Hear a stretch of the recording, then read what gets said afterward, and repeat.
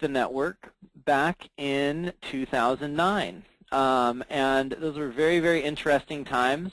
And looking back on them, absolutely amazing times for investors. In a lot of different markets, there was a lot of chaos going on, whether it was in Phoenix or Vegas or Tampa or even here in Orange County and LA.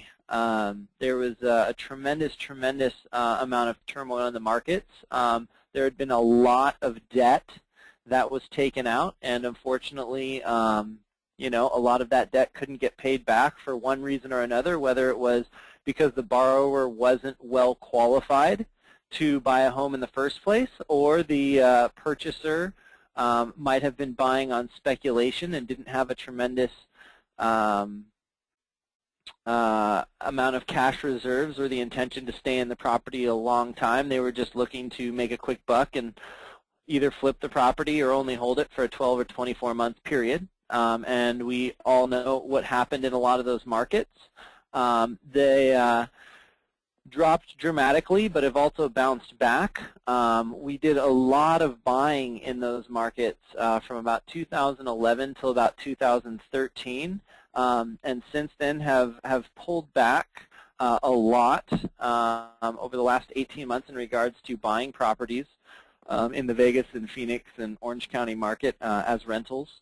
And so now we're kind of looking at the next opportunity and figuring out where was there a lot of money to be made that isn't necessarily being tapped into.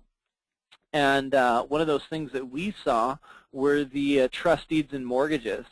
There's a lot of non-performing owner-occupied loans, even still today, that haven't been foreclosed on but may have been delinquent now for 18, 24, even 36 months.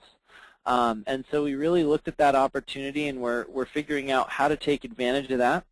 And so tonight is going to be on exactly that, and we're excited to present it. So yeah. First, before we get started, quick disclaimer. So this presentation is for informational purposes only and does not constitute the offer or solicitation of memberships in any securities.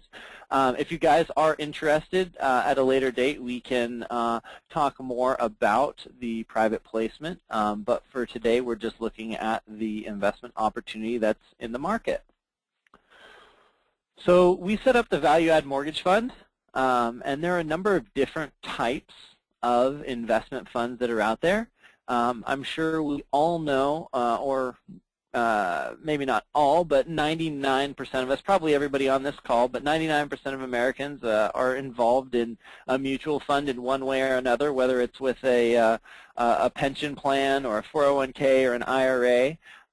But mutual funds are basically investments that are a group of stocks, and in those stocks they're bought by an investment manager, and that investment manager sells shares or partial ownership of that mutual fund. So maybe you don't have $100,000 or $500,000 or $1 million to invest in stocks, and you want to diversify yourself across a lot of different companies, but only have maybe $10,000 that you want to put towards a particular industry or a section of the market. So rather than going out and buying one stock from 100 different companies, you can buy 10 shares of a mutual fund, and that mutual fund may own 1,000, 2,000, 3,000 different companies of stocks. The next type of fund is a REIT. So REITs are really, really beneficial when it comes to acquiring actual property. And the reason for that is they have beneficial tax incentives if 90% of the profits are paid out on an annual basis to their investors. So if you want to be involved, most recently a very prominent REIT was the Empire State Building. So they needed to raise money to renovate the Empire State Building. So the Empire State Building was put in a REIT, and you could buy a small portion of that billion-dollar building and be a part owner in that, and then receive rent checks through that fund. Next are hedge funds. So hedge funds aren't limited to stocks like a mutual fund, and are not limited to real estate like a REIT. Hedge funds are, the sky's the limit. They can invest in anything that the fund manager would like to invest in. When investing in a hedge fund, you must be an accredited investor, and they generally have minimums, and those minimums are usually anywhere from $500,000 to $1 million to participate in those hedge funds. And then lastly, there are private placements. So private placements, just like hedge funds, are allowed or able to invest in anything, whether it's stocks or real estate or franchises or partnerships or mortgages and trust deeds. And that's this structure, or the investment fund that the value add mortgage fund, and what we're going to be talking about tonight, is. It's a private placement. And specifically, the investment objective of this fund is very simple.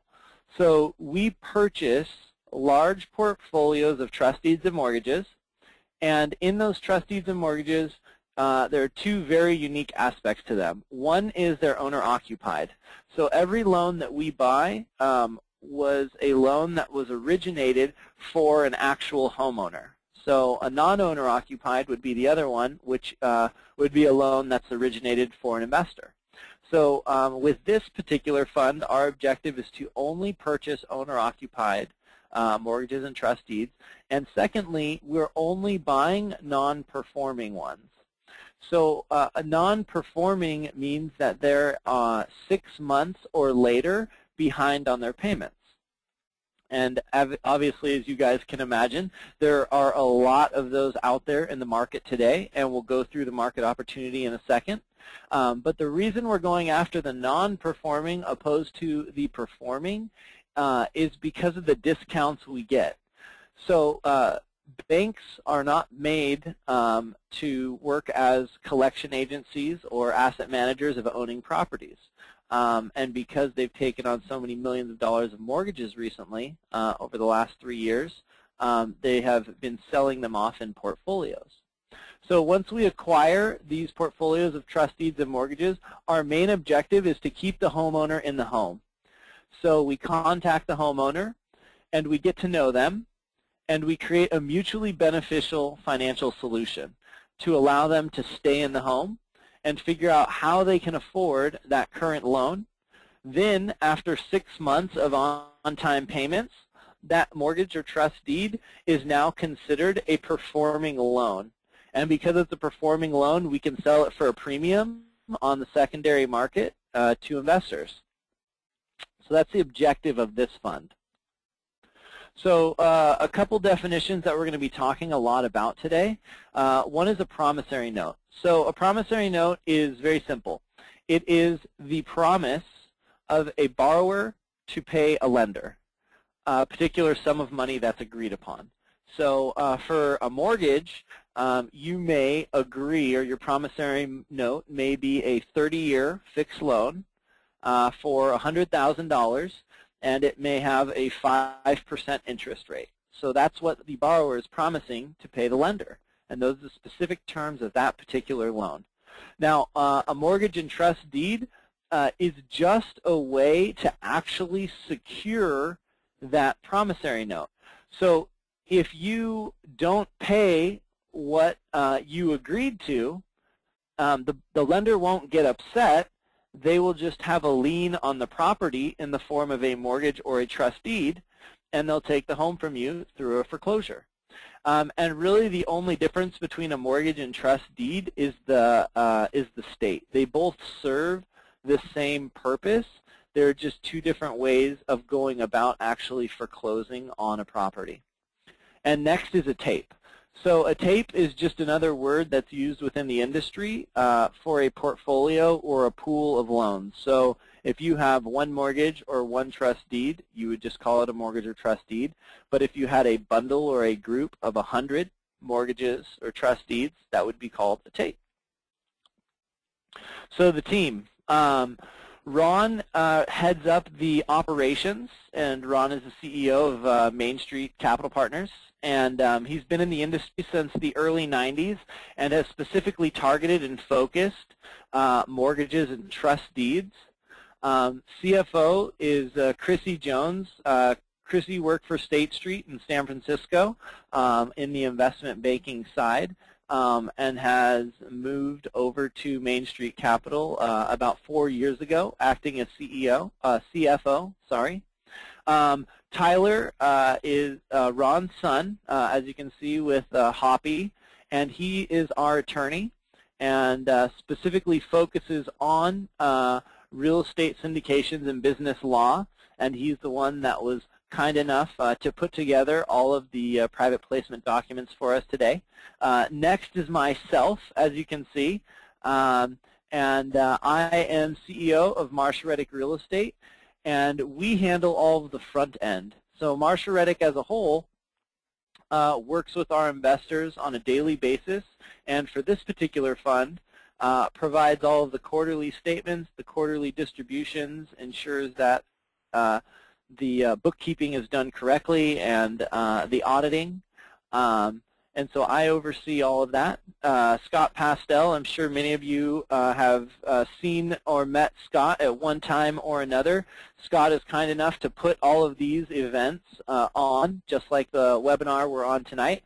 And then last but certainly not least is definitely my right-hand man, Patrick Prunty. And Patrick is the controller for Marsha Reddick. And he will be the main point of contact for this fund in regards to all of our investor relations, and has actually been with Marshall for over 10 years now. He started as an intern in college and just absolutely fell in love with real estate and real estate investing, and has just really dove in head first, and has just been such an attribute to the team in regards to us acquiring a ton of real estate, as well as doing hard money loans and analyzing markets for us. So the Value Add Mortgage Fund is a partnership between Marsha Reddick Real Estate Network and Main Street Capital Partners, and both have 50% voting rights in running the fund. So this particular fund is investing just like the banks. So anytime you look at any city skyline, all of the opulent office spaces are run and controlled by the investment firms and the banks. And they are pushing billions and billions of dollars every single day. And the reason, or they have the ability to do this, is because they're dealing 100% with the paper. So from the front end, when you see banks with their checking and savings accounts and all their retail banking, that usually is a very small portion of the revenue that banks actually generate, where their loans and their servicing of the loans is where they primarily make their money. Now, banks are not in the business of actually going through the short sale and foreclosure process. So one of the things that we saw in 2008 and 2009, when we got so many delinquent mortgages, were that banks absolutely were not prepared for it.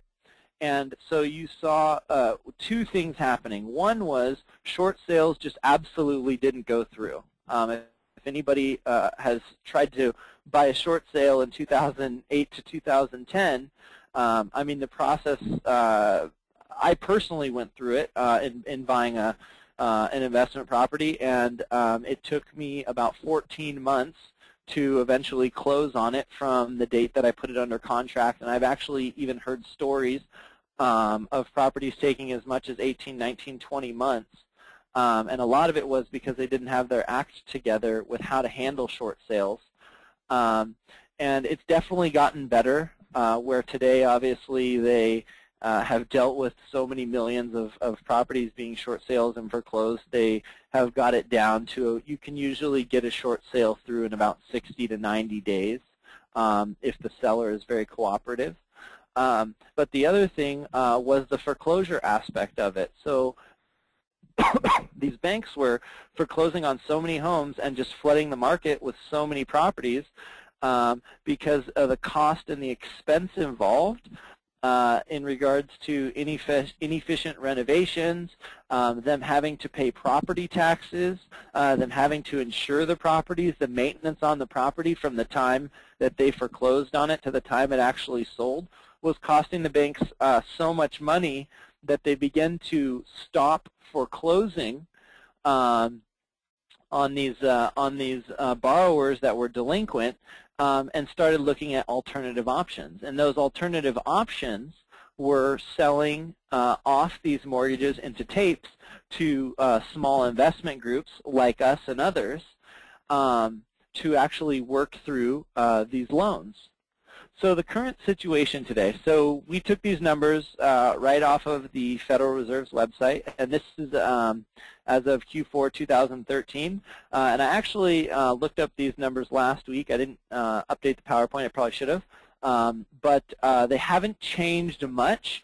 The mortgage debt has increased, and the delinquency has stayed just about the same. I think it dropped to about 7.9%. But $13.2 trillion in total mortgage debt is out right now.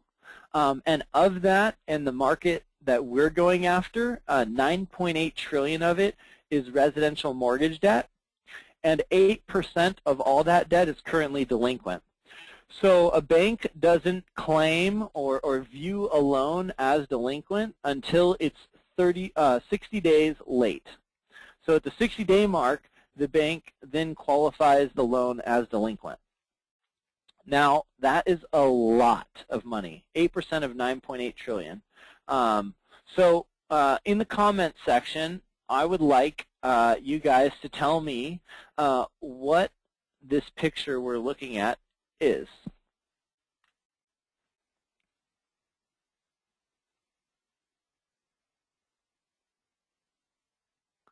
I'll give you guys a few more seconds. People have gotten close, but nobody has quite gotten it. The common answer is washing money or money laundering. So very, very close. This is a picture of $1 million in cash. And yes, it is inside of a washing machine. So I got $1 million and brought it home and told my wife not to do laundry that night and took this picture for you guys. So that's $1 million in cash. So if you need a hiding place, that's one place to put it. So we're talking about, if you guys remember, 8% of $9.8 trillion, right? And so here's a picture of $1 billion. All right, so we haven't even scratched the surface of the market opportunity that's available. So here's a picture of $1 trillion. Now, remember, we were only at 8%, right? So the market opportunity is $78.4 billion currently of delinquent residential loans. So the amount of cash you're looking at right now, it would be 78.4% of this. And here's a little better view. So for us in this particular fund, our fund is a $5 million fund. We're absolutely not a big player. We're a very, very, very small piece of the puzzle of this investment opportunity or this marketing opportunity. And the biggest thing that we look at is over the next 5 years, because this is a 5-year fund, is there a market to provide us with enough delinquent trust deeds and mortgages? And through our research, we have deemed that that is absolutely possible. So why have we gone over or gone after trust deeds and mortgages? If you guys have seen or heard, a lot of companies have been coming out with types of crowdfunding for different types of debt, and one of the major ones has been personal debt. So with personal debt like credit cards, obviously you can make a lot of money off of it, which Visa and American Express have shown. But one thing that occurs is when the borrower is delinquent or defaults on their debt, the only recourse you have is sending them tons of annoying letters and to call them and all their family members repeatedly and ding their credit. Now, for me as the investor, that is not something that I personally am comfortable with. So the reason that I love working with delinquent borrowers of real estate with trust deeds and mortgages is because it's secured by real estate. So at the end of the day, I know that when I acquire a first or second trust deed, if I personally have valued the property correctly, that I am more than secured because I can take that home back through a short sale or foreclosure and sell it for a profit. So for us, because that's what we specialize in for the last 35 years, is residential real estate, we see it as very predictable, high returns. And the other thing that we love about it is they're very liquid and readily saleable. So when we're buying mortgages and trust deeds, towards the end of the presentation, we're going to go over a fund update and go through some of the tapes that we've bought and sold over the course of 2014. But with paper or mortgages and trust deeds, they're almost as good as cash. So with real estate, there's no knee-jerk reactions. So if you wake up one morning and you say, I'm going to sell my house, absolutely nothing happens, right? You have to go get a listing agent. You have to market the property. I mean, even if you were going to take an absolute haircut on it and you sell it for, you know, a 20% discount of market value, it's probably going to be 30 to 60 days before the cash is actually in your bank account. Where when you're dealing with mortgages and trust deeds, because they come with the title report and with the promissory note and with the mortgage or trust deed recorded, they can value those assets and sell them, I mean, within a 3 to 5 day period if you are in that industry. So the way the purchasing process works. So when you want to buy a tape or it's made available by a seller, the first thing you do is you put a bid on it. So when you put a bid on a tape, it's not a firm purchase price because you are actually bidding off of what the seller, the data that they have provided you. So what you're doing is saying, in good faith, if everything that you have provided me with in the documentation of this tape is accurate and correct, I'll agree to pay this dollar amount. And the industry is absolutely not very big. So a lot of the sellers that we work with are large hedge funds or private equity groups or small regional banks that are constantly selling large tapes. And the reason they're selling those is because they're buying maybe a $100 or a $500 million tape from Fannie Mae, Freddie Mac, or some of the bigger banks, Wells, Chase, Bank of America. And then with these $100 or $500 million tapes, they're breaking them up into smaller tapes, $1 million to $5 million bucks, and they're selling them off. And that's where we come in. So with these mid-sized investment groups buying these $100 to $500 million tapes, they want nothing to do with the actual properties or the borrowers. So they're simply buying these mortgages and trust deeds anywhere from 5 to 25 cents on the dollar, marking them up 3 to 4% and selling them. And they make that 3 to 4% in that 30-day period. And over the course of a year, if you have a lot of 3 and 4% months, it becomes a very, very high annual return. So when we put a bid on a tape, they'll generally be between 10 and 500 trust deeds and mortgages. And we don't care whether they're first or second position. We just need to know that the value is there within the home in regards to being in second position. Next is the tape cost is generally, the average tapes that we go after are generally between $500,000 and $4 million per tape. And then we're usually buying them at 10 to 50 cents on the dollar. And really what determines that price is the loan to value. So, for example, if you are buying a second and the home is worth $100,000 and currently has a $80,000 first and it's a $40,000 second, you immediately know that there's a large portion of that unpaid principal balance that has no value because it's above the market value of the home. So when you're looking at a deal like that, for a $40,000 loan, there's, generally there's no reason you couldn't offer $2,500 to $3,000 for that particular mortgage. And the reason for that, obviously, is because it's non-performing. So once you acquire this tape, you have a number of different exit strategies. So a great exit strategy is to sell the note immediately. And we've actually, on the first couple tapes, we sold a large percentage of those and utilized this exit strategy within 60 to 90 days. However, because the velocity of money is wonderful on this, where we'll acquire a tape and then turn around and sell it 60 days later, we're only usually looking to mark it up anywhere from like 3 to 5% so that we can get about a 10% return on our money over that 60 to 90 day period. So next is we accept a discounted payoff. So discounted payoffs are when the, say we buy a second trust deed, and the first trust deed is current.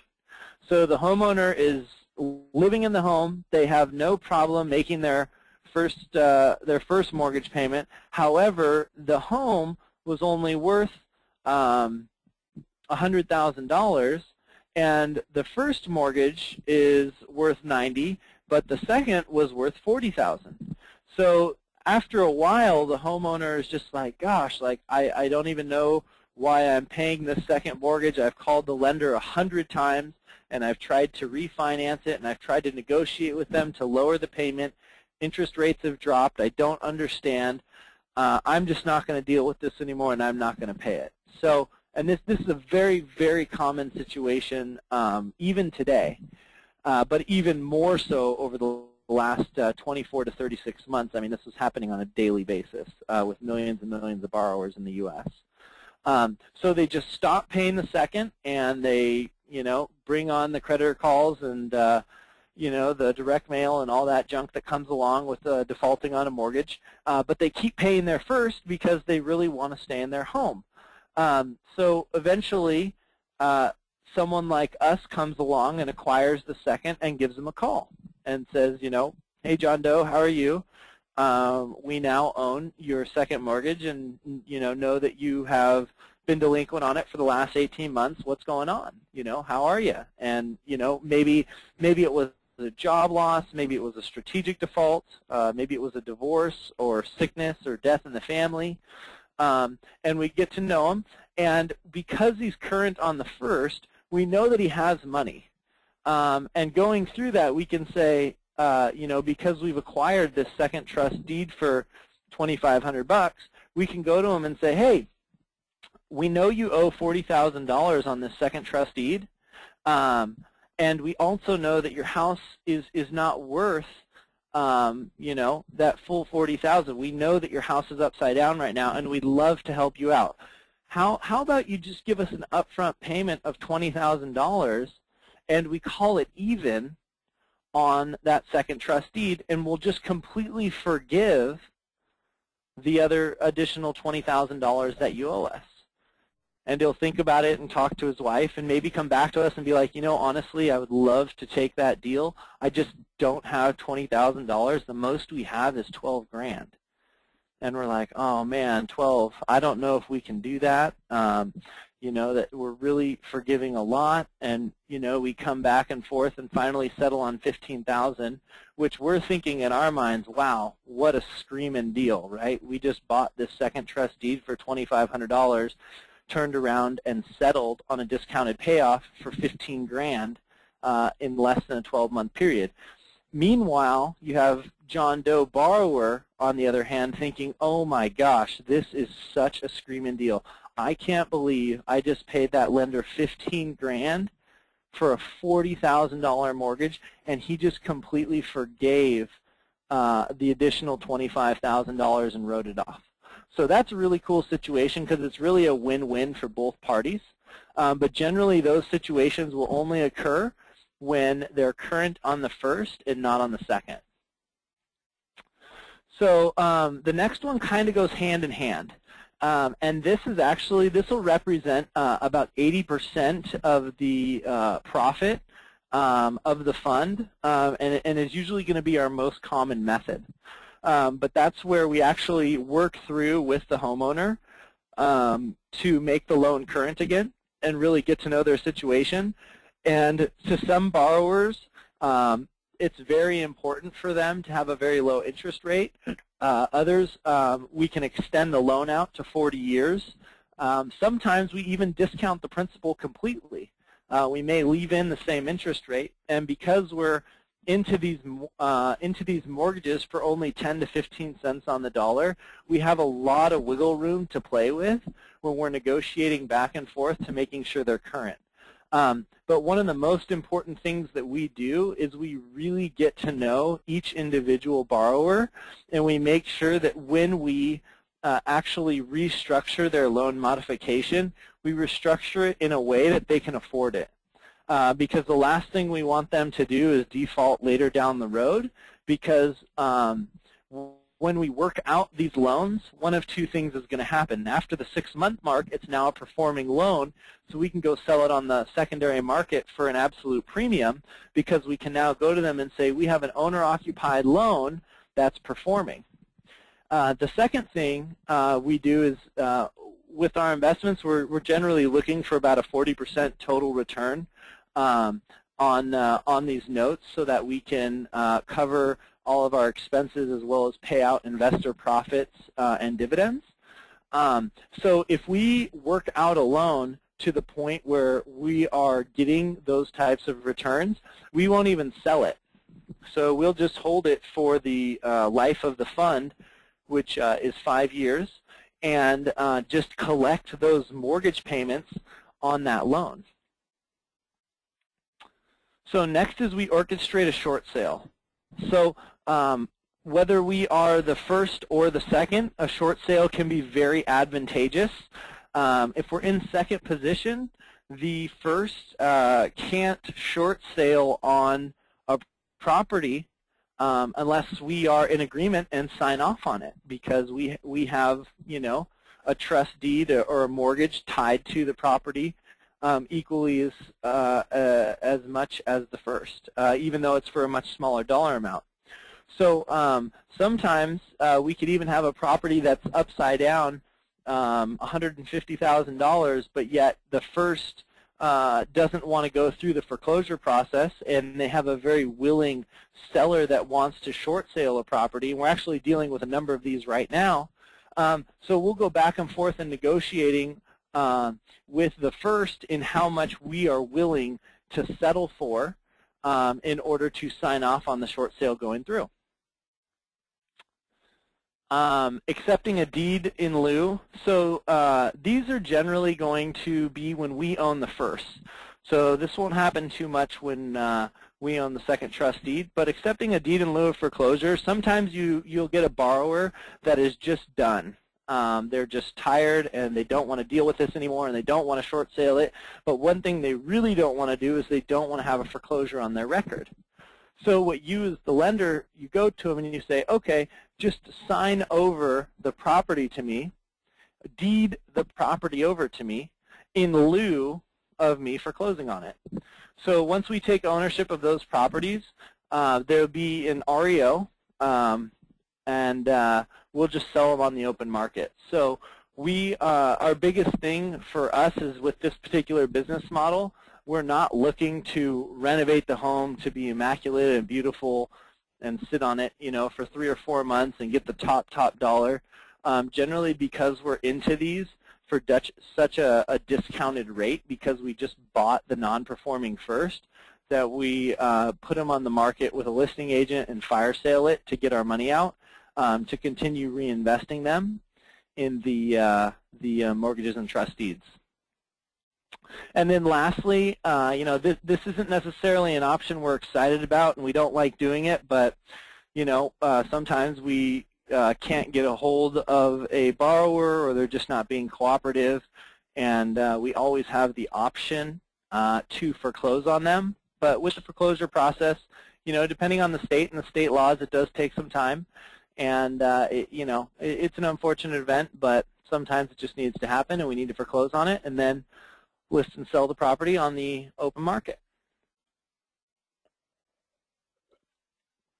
So now I'm going to walk you through the life of a mortgage and kind of give you guys a better understanding of what creates these situations, especially this last 2008-2009 recession, and why there are so many delinquent mortgages and trust deeds. So obviously you have your beautiful newly married couple, and they're super excited, and they're working hard, and they were not the generation of accumulating hundreds of thousands of dollars of student loans, so they're super excited that they can afford to buy a house, and so they're talking about it, and they're looking, and finally they find their dream home. And so of course they buy it, and they buy it with a mortgage, because 86% of all homes in the U.S. are bought with a mortgage. So they're investing in their community, and they're paying down the home, and maybe they're upgrading the kitchens and upgrading the backyard and putting in the barbecue and absolutely loving it, and things are going great, and it's 2006, 2007, and one of them is most likely a loan officer, because that's what everyone seemed to do, was either be in real estate or finance or lending or some sort of construction. And then all of a sudden the recession happened, and this exciting home all of a sudden started to become a burden. And unfortunately, purchase prices started dropping dramatically to the point where they became upside down. So now you have this couple who's very nervous and very confused and not sure what to do. The good news is, though, that interest rates dropped. So if you remember back in 2005, 2006, 2007, interest rates were about 6.5%, plus or minus a half point, depending on your credit and everything.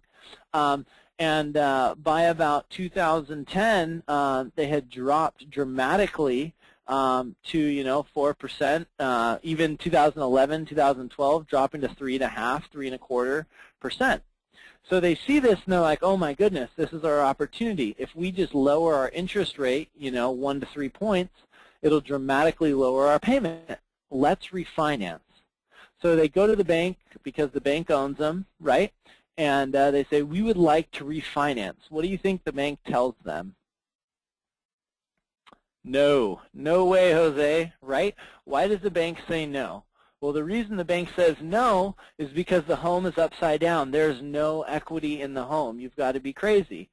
Now, if you guys remember the HARP, right? The what does HARP even stand for? Home Affordability Refinance Program. There you go, Home Affordability Refinance Program. And so HARP was created, but the first round or version of HARP was so stringent and so strict that it really, really limited the number of homeowners that could actually qualify for it.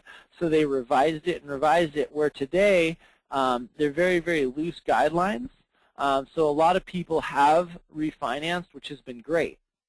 But because of the 2009, 2010, they were unable to refinance. And so they had to default on it, and the foreclosure notices started coming. So they called and called the banks, but there was nothing they could do. So they're heading for foreclosure. And nobody likes to deal with foreclosure. And you know that that little pink bird is judging their neighbor because for whatever reason they fell into financial hardship and couldn't afford their home and lost their pretty little birdhouse. So that's where Marsha Reddick comes into play. So when we acquire these large portfolios and these large tapes, we now are not a large bureaucratic bank with all these rules and all these guidelines of what we can and what we can't do. We can actually use common sense and look at the value of the home and look at what the borrower can and can't afford and restructure the loan accordingly. And the best part about it is we're at a much, much lower basis into the loan because we bought them for such a steep discount. So we have a lot of wiggle room in restructuring that loan and still being able to generate a large profit. So we're able to throw them a lifeline and restructure their mortgage so that they can stay in their home and be free of that way too stressful situation. And as we talked about towards the end in regards to the exit strategies, some people are just like this guy. So they go to the loan department, and it says here you are applying for a no-interest loan because you have no interest in paying it back. And with those people, we are left with the unfortunate situation where we have to short sale or foreclose with them for whatever reason because they have no intentions of paying off their loan. So keys to success. There are definitely a lot of moving parts here. Honestly, one of them is just being completely transparent with the borrower. A lot of times they don't want to talk to you. They're very stressed out. They know that they've had this lingering debt over their shoulders for a long period of time. And just letting them know, hey, like, we're here to help you. We would love for you to stay in this home. But you got to work with us. You know, you got to be transparent. You got to open up. You got to, you know, show us bank statements. You got to show us tax returns so that we can modify these loans.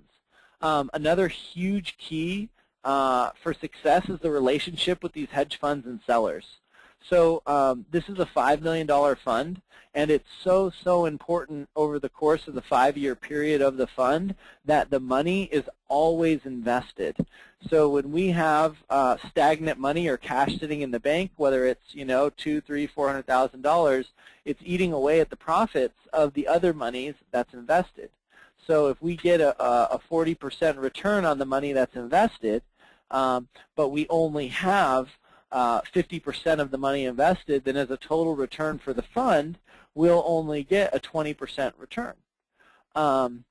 So having those relationships with those hedge funds and sellers, and because we've been a frequent purchaser of these trust deed and mortgage tapes, it's really allowed us to have a steady supply of tapes to continue purchasing.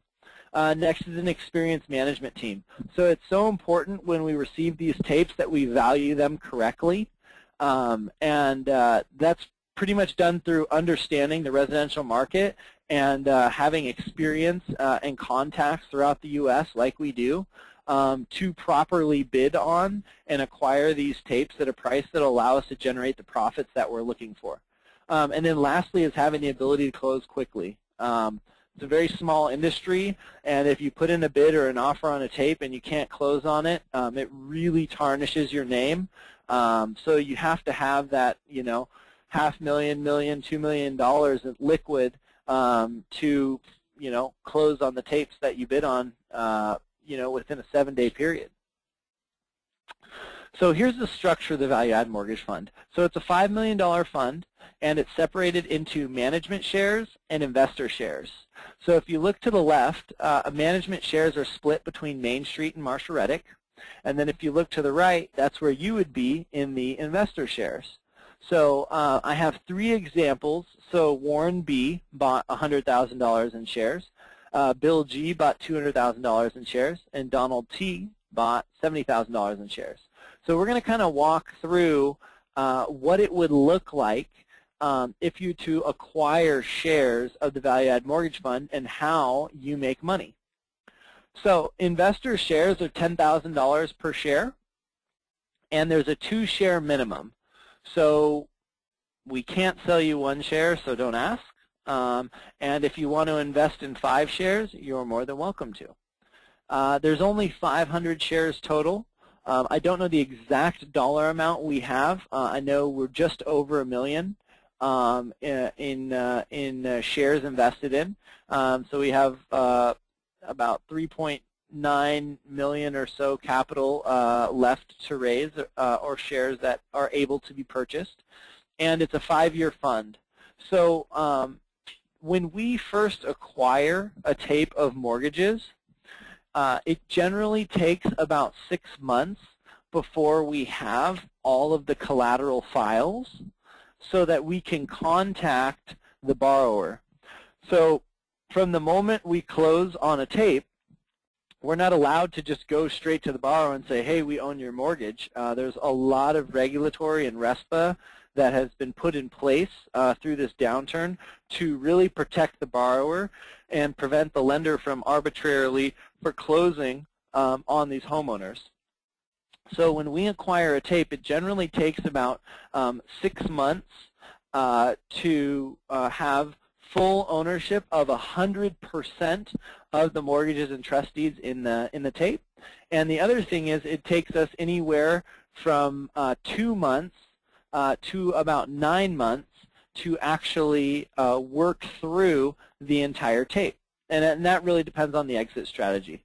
So with this 5-year fund, what will happen is there'll be a large ramp-up period through years 1 through 4, and then towards the end of year 3, the beginning of year 4, we'll stop acquiring tapes. And the reason we'll stop acquiring tapes is because we won't have the runway or time to work through the entire tape. So then as you, the investor, money becomes available, we are required by the 5th year to have 100% of the money returned. So because of that, you may be paid out on the 4-year 10-month mark or the 4-year 6-month mark. Whenever the money becomes available that 5th year, we will be paying back out investors because we won't be able to reinvest that money, and the fund will be closed down at year 5. So next are the fund returns and profits. So one thing that was very important to me in sitting down with Main Street was that we absolutely have to protect our investors. I wanted our investors to be an absolute priority, and I didn't want to make money unless the investor made money. And I can assure you I don't work for free. So one of the ways that I did that was that I did not want a reoccurring annual asset management fee.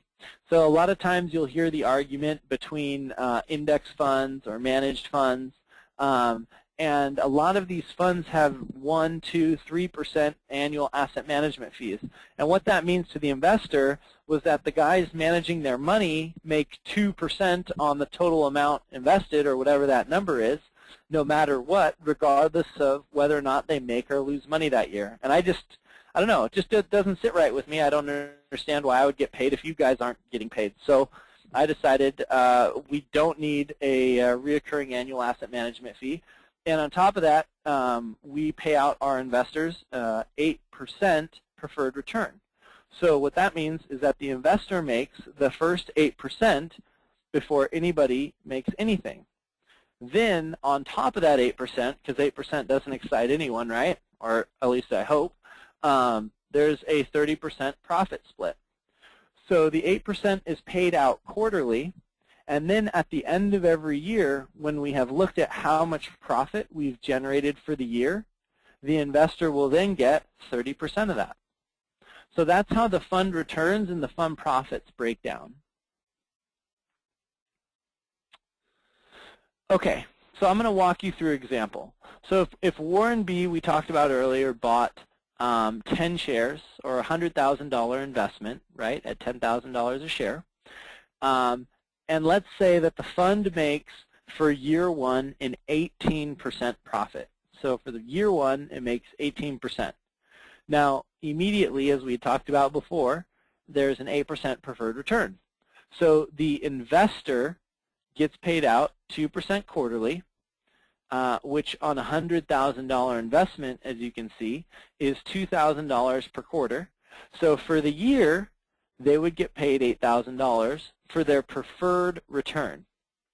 Now, the fund profited a total of 18%, so since we've already paid out 8%, there is 10% in remaining profit. And the investor gets 30% of that. So 30% of 10 is 3. So 3% is based on how much the investor has invested, and Warren B. bought 10 shares, so he has $100,000 invested. So he would have an additional $3,000 in profit paid out to him. So when you take the 8% preferred return plus the 3% profit split, for year 1, Warren B. would have a total of an 11% return. So on a $100,000 investment, 11% being $11,000. So we had talked about the fund being a 5-year fund. So we just showed a breakdown in regards to year 1 being an 11% return. We have financial projections and a business plan for all this, and we'll go over that in a little bit. But one thing you'll notice in this trend is that year 1 has a much lower return than the rest of the years. Then it peaks at year 3, and the total return drops off towards years 4 and 5. And the reason for that is because in year 1, we are raising a lot of the capital. As we do that, it takes time to begin acquiring tapes and working through those tapes.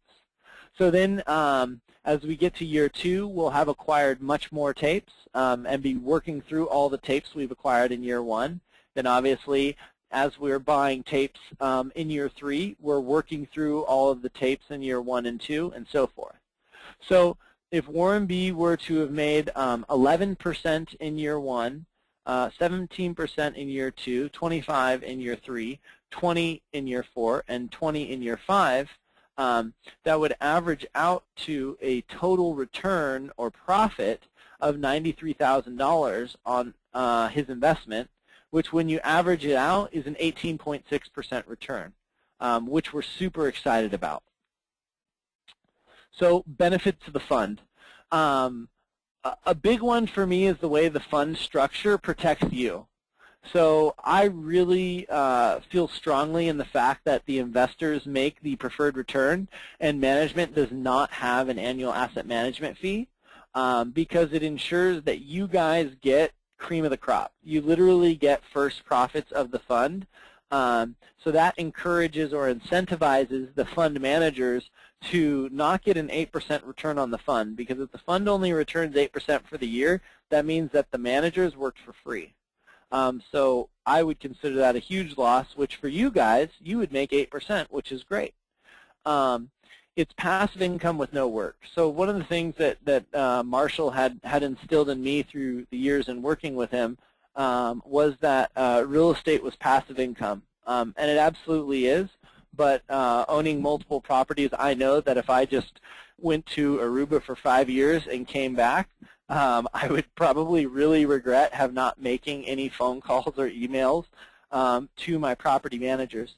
So I would definitely say that it is passive in the fact that I only need to spend 15, 20 minutes a month on my properties. But I need to spend that 15 to 20 minutes a month. Where the fund is truly passive. I mean, you genuinely do nothing and management does all of the work.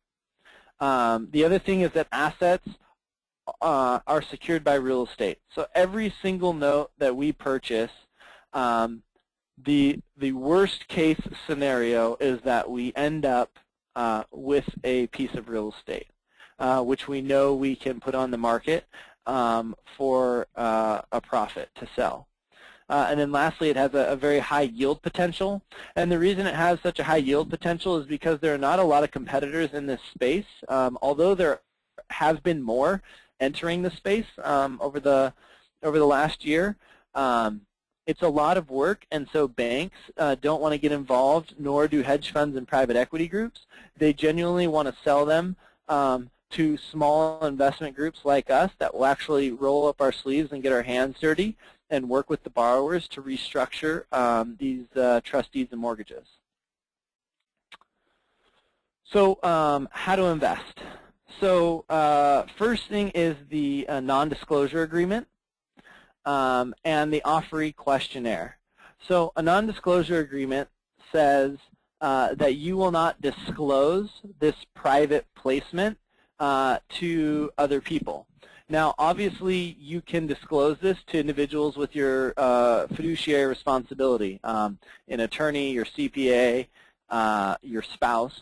But what it doesn't want you doing is going on the internet and posting it publicly and trying to get other people to invest in the fund, because then it would be public. It would no longer be private. And then next is the offeree questionnaire. So the offeree questionnaire is just a questionnaire that determines whether or not you are an accredited investor. So with this particular private placement, we are allowed 35 unaccredited investors, and the rest must be accredited. I think of the money we've already raised, we've only had 2 or 3 unaccredited investors, so we have more than enough open spaces for unaccredited investors. But what the offeree questionnaire does is it's mandatory by the state for us to account for that and be responsible for that. So upon receiving the non-disclosure agreement and the offeree questionnaire, then we can send you the private placement memorandum. So the private placement memorandum has the entire business plan of the fund. It has all of the financials involved. And then obviously anything that you don't understand or that you have questions about or you want to sit down and meet about, we obviously would be more than happy to go through that with you. We have a great FAQ, frequently asked questions, PDF that just answers a lot of the things that you guys may be wondering about. And then lastly, after reading through it, if you think that this is something that makes sense to you, you can sign the agreement and write a check. So now I want to go, if you guys are interested in the non-disclosure agreement or offeree questionnaire, you can give Patrick a call or email him. But I want to go through just an update on the fund. I noticed a couple people on the webinar tonight have already invested with us. And just kind of wanted to walk you through what we've done this year with the capital that we've raised and kind of how the actual tapes have panned out. So if you guys have any questions on this, feel free to write away, and I will get to them.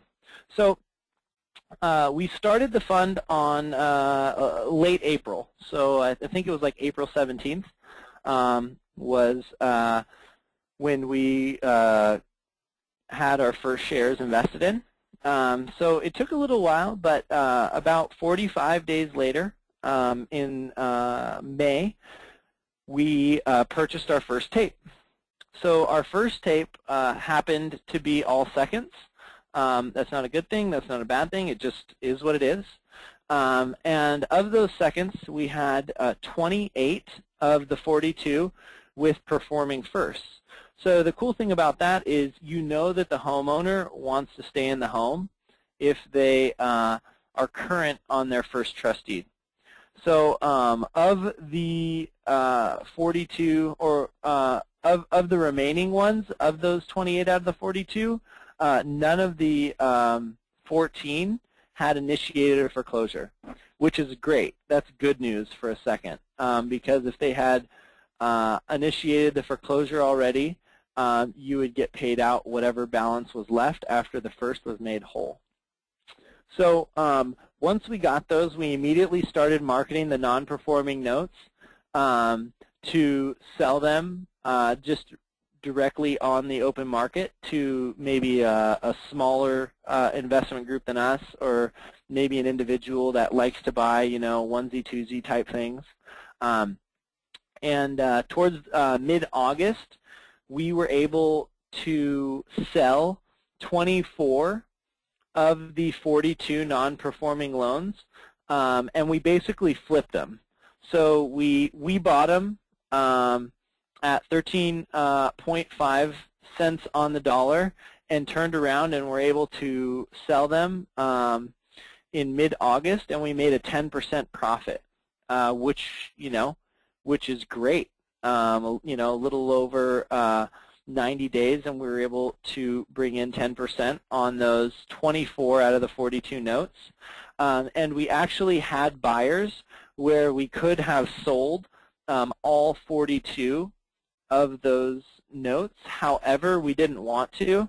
And if you remember earlier in the presentation when we were talking about exit strategies, one of the things I said was our primary business model for about 80% of where the profit's going to be coming from is actually working through these notes and making them current, and then either holding them or selling them on the open market. So we saw that 18 of those had a very, very high profit potential, higher than if we would have just sold them in their non-performing state for that 10%. So we kept them, and we're currently working through them. And because it's been a couple months, I can update you on where we're at with those 18 notes. So we currently have 2 that we are in communication with the borrower that we're working on right now. We have 10 that we're in the process of getting a hold of the borrower. I'm sure you guys can imagine that calling somebody that owes you, $50,000 or $60,000 that, you haven't thought about for 3 or 4 months, and you kind of thought, maybe the lender just forgot about it or something, and then all of a sudden, the lender's calling on something you haven't made payments on in 18 months, you're probably not that excited about. So yeah, 10 of those were in the process of contacting the borrowers and getting in touch with them. We still actually, on 5 of those, we're waiting for the collateral file. So if you remember when I said we first closed on the tape, that it takes sometimes as much as 6 months to get all of the paperwork for all of the loans to require the RESPA laws. So we still actually haven't received from a tape we bought in May for 5 of those mortgages and trust deeds. We still haven't received all of the necessary paperwork from the seller. And then one of them we have made current, and we are working on selling that performing note. So that was just the first tape. Another tape we bought in early July with the Value Add Mortgage Fund investor shares. We bought 17 notes. All 17 of these actually were seconds as well.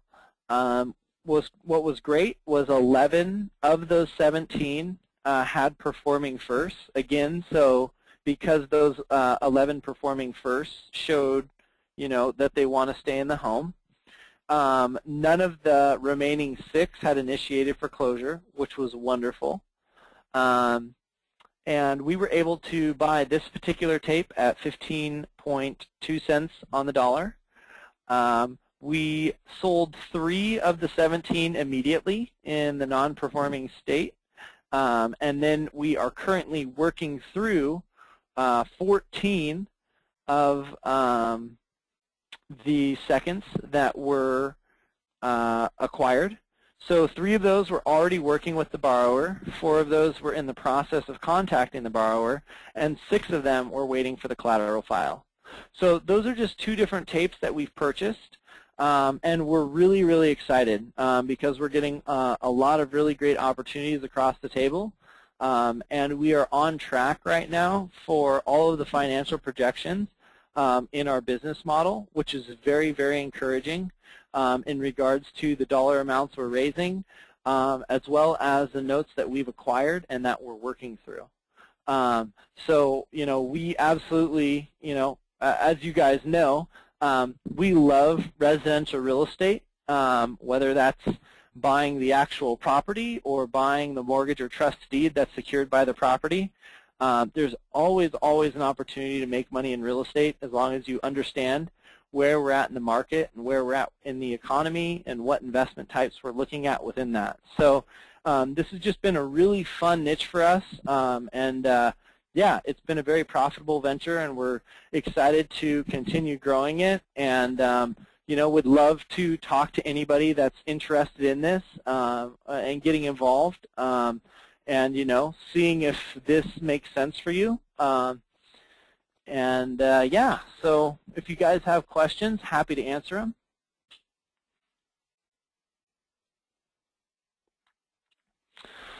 All righty.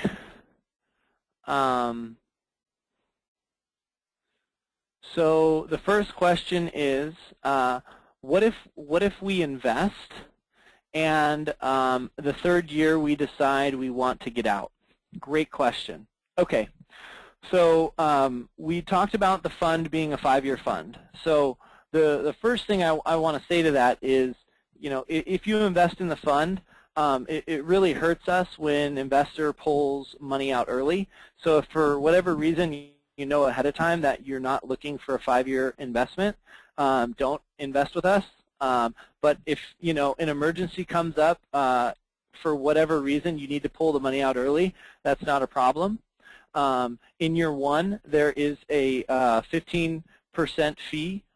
In year 2, there's a 10% fee. In year 3, there's a 5% fee. And then years 4 and 5, there's no fee for pulling money out early, because we feel confident that by years 4 and 5, through the profits you've been receiving, you won't want to, regardless of the personal situation that you may be in. But we understand that life happens, and if you need to pull your money out early, we absolutely wanted to provide that for you.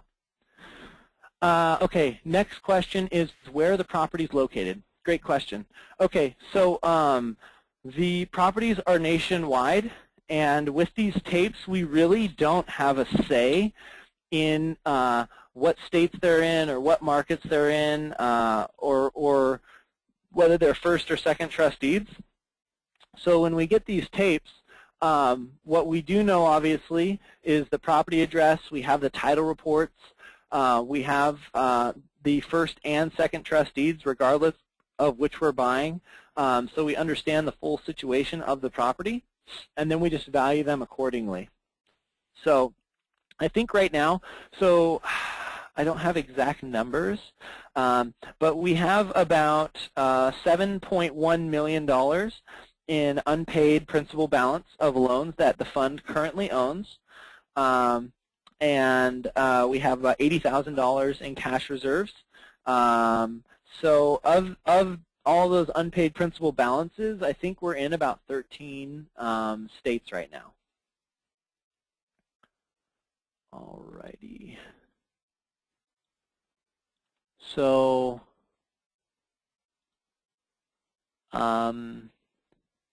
when does the 5 years of the fund start and end? Great question. Okay, so the fund start date is one of 2 dates. It's either from 12 months from the time we accepted our first investor's check, which we accepted in late April, or the full $5 million is raised. So because it's a $5 million fund, we're limited to, once all of the money is raised, we can no longer raise any more.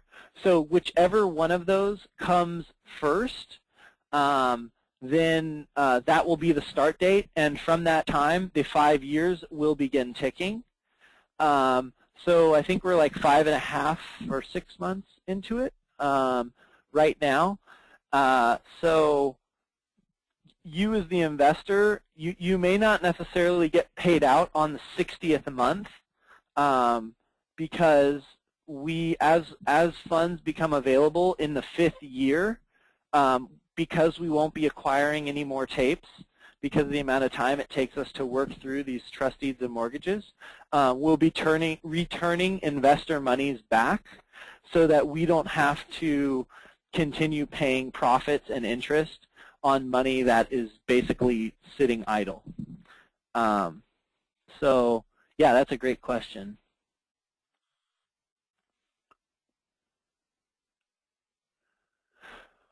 Okay, so one other thing I wanted to mention about that was, one of the things that, in order for the fund to get started, was if we didn't raise $250,000 then the fund would have never launched. But we basically raised that money within, I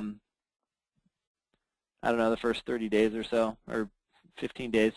So the way that the investor gets paid is on a prorated amount. So let's say that for year one, there was a 18% return for the investor. So you would not get paid 18% unless you were invested for the full term of the year. So if you were only invested in the fund for 50% of the year, then you would only make 9% on the monies invested.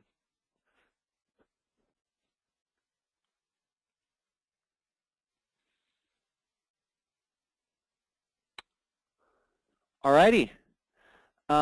So that looks like that is all of the questions.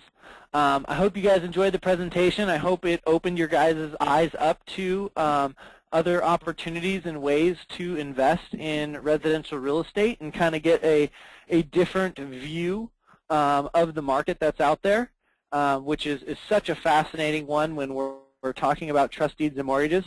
If you guys are interested in investing, love to have you connect with Patrick to learn more about it. So thanks so much and have a wonderful night.